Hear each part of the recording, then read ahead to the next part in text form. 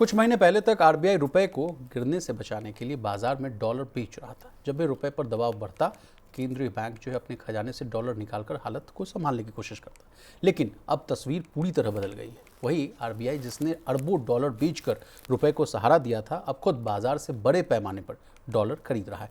आखिर ऐसा क्या बदल गया कि डॉलर बेचने वाला आरबीआई अचानक जो है डॉलर कमाने को कहिए या जमा करने में जुट गया है? क्या रुपए का खतरा टल गया है या फिर आरबीआई किसी बड़े आर्थिक तूफान की जो है तैयारी कर रहा है? आइए प्रवीण सर से जो है जानते हैं कि आखिर आरबीआई के इस यू टर्न के पीछे की पूरी कहानी क्या है। Sir, over to you. नहीं, देखिए, पिछले कुछ हफ्तों में रुपया जो है वो एशिया की सबसे अच्छा परफॉर्म करने वाली करेंसीज में एक रहा है। एक बात, पिछले 5 दिन में तकरीबन रुपया 1.5% मजबूत हुआ है जी।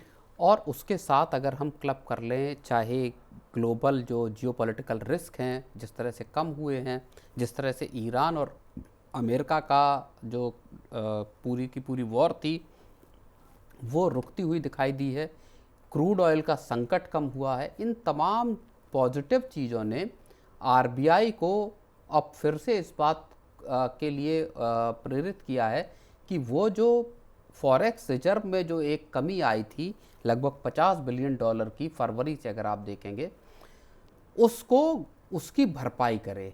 और इसीलिए हम देख रहे हैं कि मंगलवार को 1 से 3 बिलियन डॉलर के आसपास आरबीआई ने इसी हफ्ते खरीदारी की।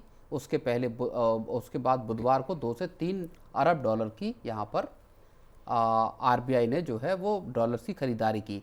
तो आरबीआई का रुख अब असल में बदलता हुआ दिखाई दे रहा है। पिछले साल के आखिर में अक्टूबर में अगर आप देखेंगे तो तकरीबन $12 बिलियन एक महीने में आरबीआई ने बेचे थे जी।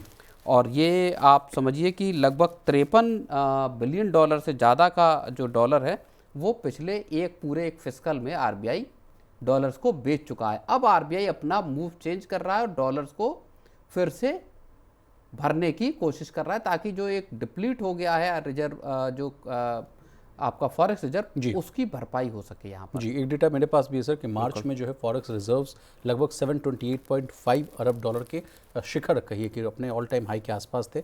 बाद में ये घटकर जो है 681.6 अरब डॉलर के आसपास आ गए थे।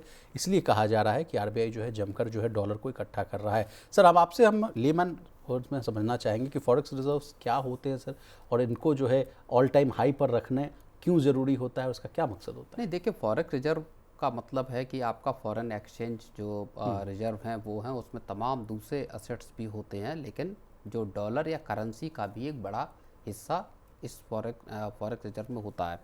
सबसे बड़ी चीज़ जो फॉरेक्स रिजर्व का या डॉलर के अगर हम रखने की उसमें बात करें, वो इसलिए महत्वपूर्ण है क्योंकि आपके जो ज़्यादातर जो ट्रेड हैं भारत के दूसरे देशों के साथ, वो सारा का सारा डॉलर में होता है। आप जो भी इंपोर्ट करते हैं उसके लिए आपको डॉलर में पेमेंट करना पड़ता है। तो इसलिए आपके पास डॉलर्स का या फॉरेक्स रिजर्व में डॉलर जो है वो पर्याप्त मात्रा में हो ताकि आपके पास कभी पेमेंट को लेकर कोई क्राइसिस न क्रिएट हो। विशाल जी।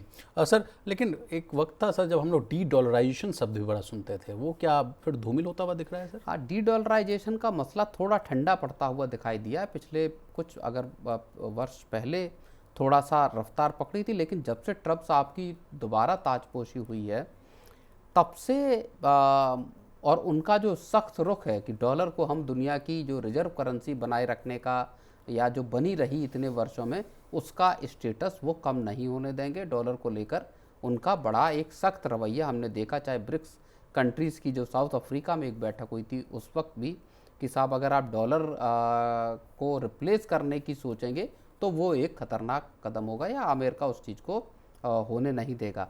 तो कोशिशें दुनिया के तमाम मुल्क कर रहे हैं और इसीलिए डॉलर से पीछे हटने के लिए जो देश हैं वो अपने रिजर्व में डॉलर से और जो अमेरिकन बॉन्ड्स हैं उनसे पीछे हटने के लिए दुनिया भर के देश जो है वो गोल्ड का सहारा ले रहे हैं। अपने जो रिजर्व है उसमें या जो सेंट्रल बैंक्स हैं वो बड़ी तादाद में गोल्ड को खरीद रहे हैं।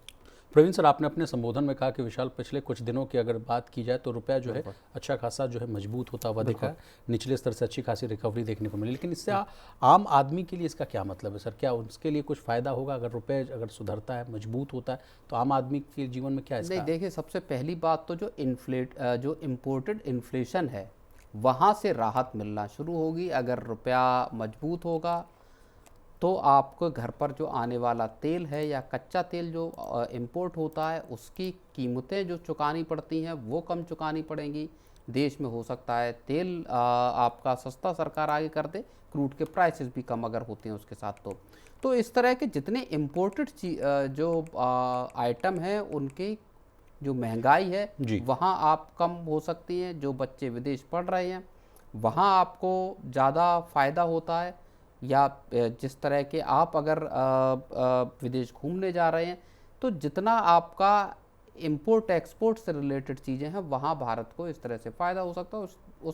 उस तरह से देखें तो फिर आम लोगों के लिए भी सर रेमिटेंस के मोर्चे पर घाटा होगा या नुकसान होगा, मतलब नुकसान होगा या फ़ायदा होगा? नहीं, रेमिटेंस के मसले पर भी भारत को एक तरह से अगर आप देखें तो जो डॉलर भारत में आ रहे हैं जी। तो जितना भी आप डॉलर लेकर आ रहे हैं उसमें अगर रुपया मजबूत होता है तो थोड़ी सी नुकसान होता है विशाल। और ये केवल रेमिटेंस इस लोग जो भेज रहे हैं उसमें न देखें, बल्कि जो आईटी एक्सपोर्ट है या जितने भी एक्सपोर्टिंग सेक्टर हैं उन सब के लिए थोड़ा यहाँ नुकसान होता है। रेमिटेंस वाला मुद्दा मैंने इसलिए पूछा सर कि लगातार हमारी जनता कहती रहती है कि पूरे दुनिया में सबसे ज़्यादा अगर कहीं पैसा विदेश से आता है तो अपने देश में आता है।